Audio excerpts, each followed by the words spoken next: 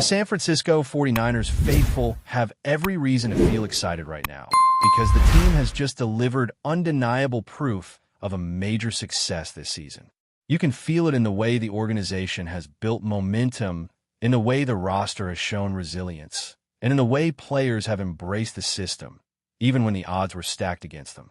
The biggest takeaway is not just that the team won games, but that they did it in a way that proves the culture is real, the strategy works, and the young core is growing into something special.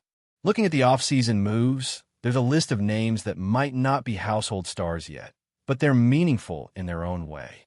Guys like Isaac Alarcon, Evan Anderson, Junior Bergen, Derek Canteen, Jalen Graham, Adrian Martinez, Drake Nent, and Sebastian Valdez are the kind of players who can contribute in small but crucial ways.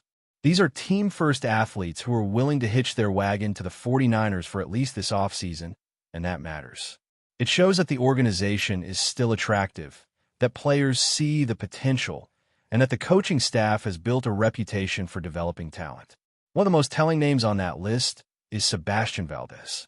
This guy was always on the cusp of making it onto the field, yet never quite got his chance to shine.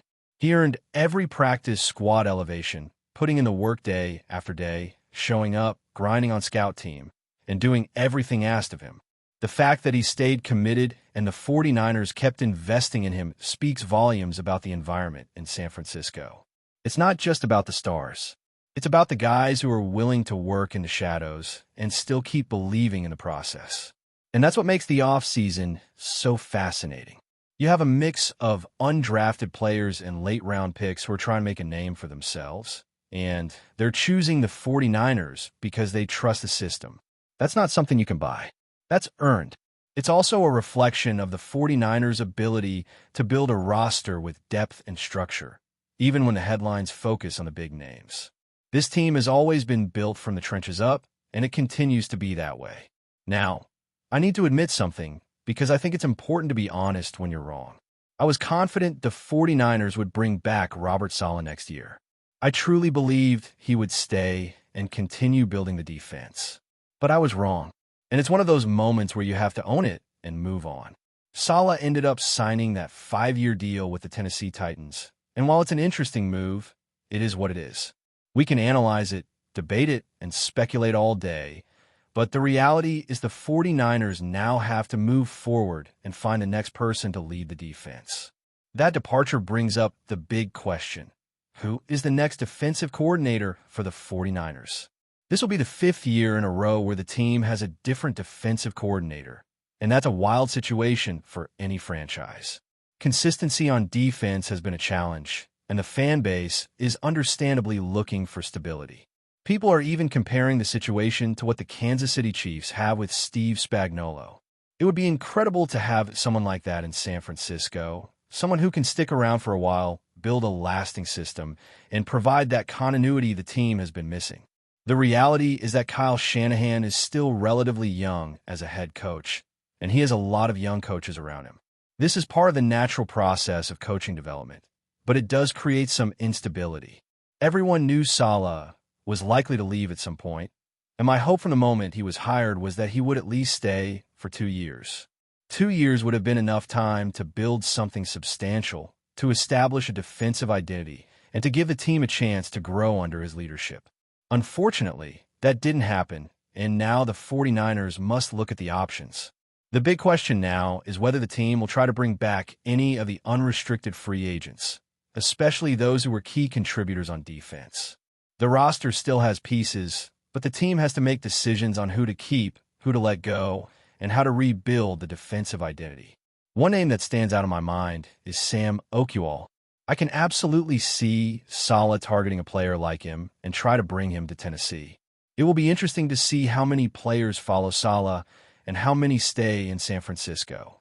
And that brings us to the speculation about potential candidates for the defensive coordinator job. One name that comes up is Brian Flores.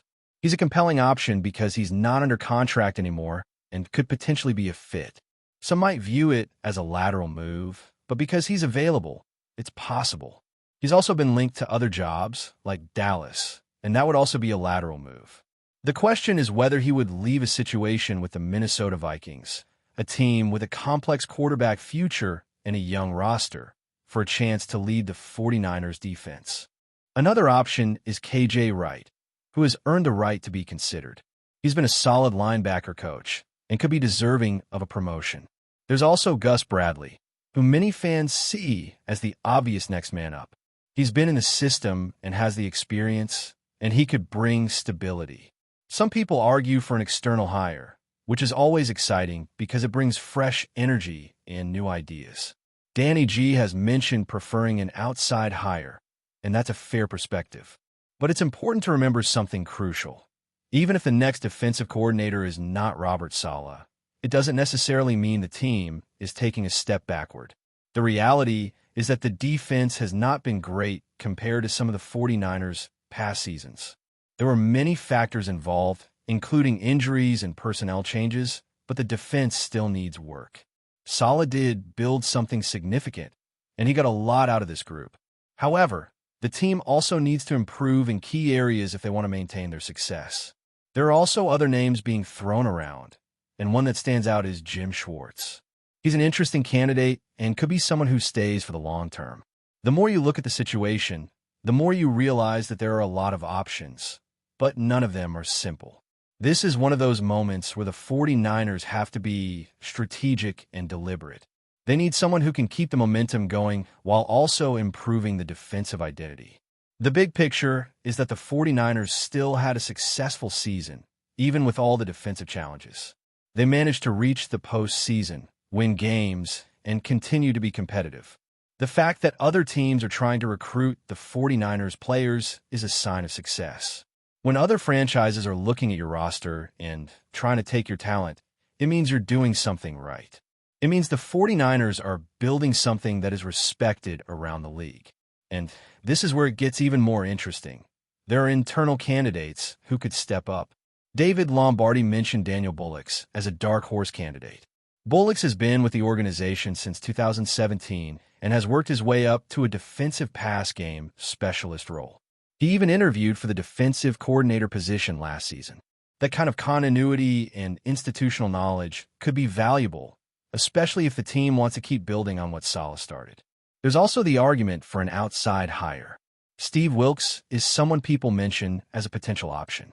The idea of bringing in a new voice and a new perspective can be appealing, especially when you want to shake things up. But replacing Saleh is not an easy task. He built something, and the team was trending in the right direction. So the question becomes, is it better to continue that path with an internal hire, or do you want a fresh start? At the end of the day, the 49ers are in a position where they have to make a decision that will impact the team for years to come. The next defensive coordinator will play a huge role in shaping the identity of the defense and the overall success of the franchise. And while the coaching situation is a major storyline, it's not the only one. The rookie review is another big indicator of the team's success. The rookie class contributed in meaningful ways, and that's a huge part of why this season was a success. Players like Ulysses St. Brown, Alfred Collins, Marcel Harris, and others stepped up when the team needed them. The rookies weren't just there for depth. They were actively contributing and learning on the fly. And that kind of development is priceless for a team that wants to stay competitive long-term. The fact that rookies got significant snaps in key games shows the coaching staff's trust in them. It also shows the team's commitment to developing young talent. And when you look at the snap count percentages over the last 5 years, the 49ers have been toward the bottom, but the trajectory is improving. The team is gradually giving more opportunities to rookies and young players, and that's a positive sign for the future. You can look at the numbers and see the improvement from last year to this year. The rookies are getting more snaps, and the team is becoming more comfortable with integrating them into the lineup. That's a big deal because it means the 49ers are not relying solely on veteran talent. They're building a foundation for sustained success. And while the team may not have had the most impressive draft year in every aspect, the overall direction is positive. One thing that stands out is how the 49ers managed to win games and reach the postseason despite injuries and setbacks. The team's resilience and ability to adapt in critical moments show that the culture is strong. and the experience gained in tough games, like the matchup against the Seattle Seahawks and the Rams game at SoFi Stadium, will pay dividends in the future. These games were tough, but they were also learning experiences for the young core. So, even though there were challenges and uncertainty, the 49ers are heading in the right direction. The season proved that the team can overcome adversity and still be successful. And the coaching situation, while uncertain, is just another part of the story. The bigger picture is that the 49ers have built something that is sustainable, and they have the pieces to keep pushing forward. When you look at the way the 49ers handled this season, you can't help but respect how they continued to find ways to win even when the deck was stacked against them. That's not something that happens by accident. It takes a culture of accountability, a coaching staff that adapts, and players who are willing to step up and play through pain and adversity. The reality is that this team proved it can survive and thrive even when the roster gets banged up, and that's a rare quality in the NFL. It's one of the biggest reasons the franchise is in such a strong position going forward. The rookie development piece is something that doesn't get enough credit because it's easy to focus on the star players and forget that the future of the team depends on the young guys. When you look at players like Ulysses St. Brown and Alfred Collins, you see the beginnings of a foundation. These are players who didn't just show up, they contributed in meaningful moments. The kind of moments that you don't forget. They got thrown into the fire, and they didn't back down. That's what you want to see from your rookies, because it signals that they are capable of growing into reliable contributors for years to come. Of course, not every pick is going to be a home run. That's just the nature of the draft. Some players will develop slowly, some will get hurt, and some will simply not fit. But the key is that the team has been able to find enough success to keep the roster moving forward. When you combine that with the veteran core and the coaching staff's ability to develop talent, you end up with a team that can compete year after year. But before we dive in, don't forget to subscribe to 49ers Zone and hit the like button on this video. Your support helps us keep bringing you the latest updates on the San Francisco 49ers. And don't forget to share your thoughts on the news in the comments below. The league woke up buzzing after word began circulating out of Santa Clara that the 49ers have locked in the arrival of TJ Watt, while quietly setting the stage for a second, far more enigmatic addition. Official channels have been measured, but the message coming from inside the building is clear enough to ignite speculation. Something big is brewing, and it goes beyond a single headline name. Watt's presence alone would represent a seismic shift. Known around the league as a relentless edge defender with a reputation for changing games through sheer disruption, his supposed arrival fits perfectly with San Francisco's long-standing obsession with pressure, versatility, and defensive intimidation. Insiders whisper that coaches are already dreaming up packages designed to unleash Watt in creative ways, pairing him with an already feared front to overwhelm opposing offenses mentally as much as physically. Yet what truly fuels the rumor mill is the talk of a second star, a figure described only in coded language by team sources. Some say it's a veteran with championship pedigree. Others hint at a player still in his prime, whose name would instantly dominate social media. The secrecy appears intentional, as if the organization wants the reveal itself to carry almost as much impact as the move. Cap gymnastics, contract restructures, and late-night phone calls are all part of the legend growing around this mystery figure.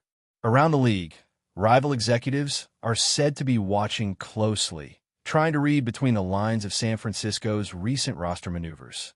Fans, meanwhile, are dissecting every quote and camera angle, convinced that clues are hidden in plain sight.